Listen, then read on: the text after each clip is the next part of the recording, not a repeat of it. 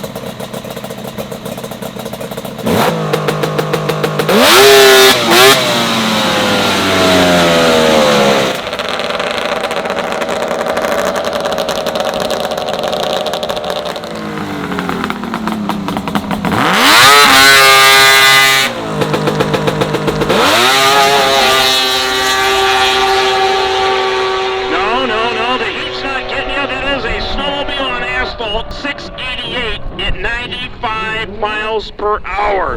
For safety reasons, we're 8th mile only. Be careful, take it easy.